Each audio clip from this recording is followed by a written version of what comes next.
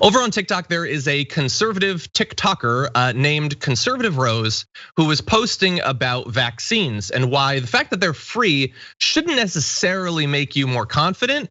And from there, she accidentally became a socialist. Watch. Let me ask you this.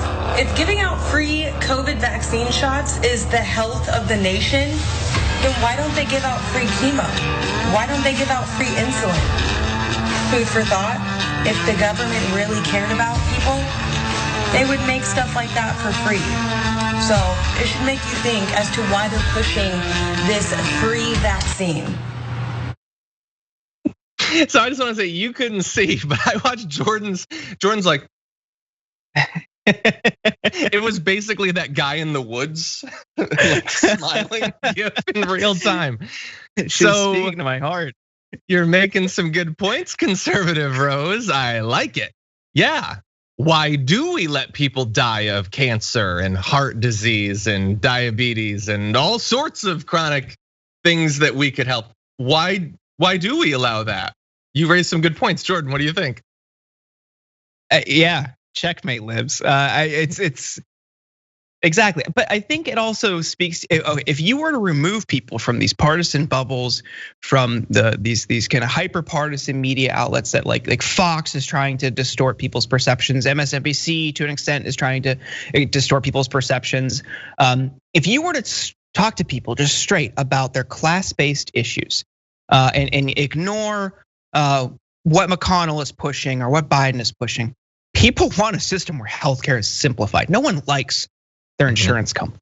No one says, "Oh yeah, I love trying to get my claim approved for several hours on the phone with an insurance representative." No, it sucks. It's a ton of paperwork. If you had a streamlined system that if the wealthy paid for, you remove all titles, all branding, all partisanship on paper. Vast majority of the country loves it. The people who don't like it are the rich, and those are the people who influence narratives and talking points to convince the working class that it's not in their best interest. So at its core, this is an example of that.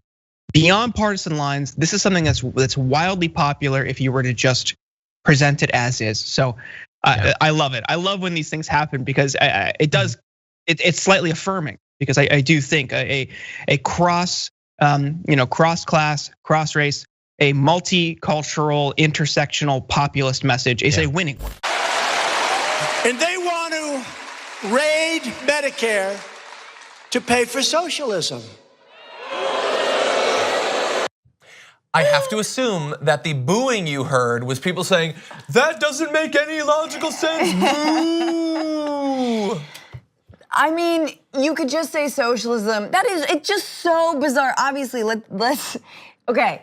Can I get a napkin like to wipe? Saying, brain is coming out of my ears. I'd like to wipe away some of the brain. Here, just tuck that back in. Ugh. No, seriously though, like raiding Medicare to pay for socialism is like saying they want to raid your fridge to make dinner. Yeah. Can you believe that? Look at it. What I thought of was there's food related too. There's sides and turkey. Looks pretty good, but they're raiding the fridge.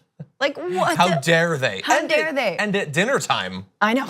Yes, it makes absolutely no sense. And yet, as is like we had a few weeks ago, we had when you go to the supermarket, you gotta use photo ID. And everyone's in the crowd's just like, I like this president. That's attached to reality. That makes sense for humans. And here, raid Medicare to pay for socialism. Raid Medicare.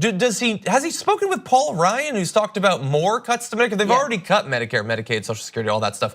They want to do much more of that.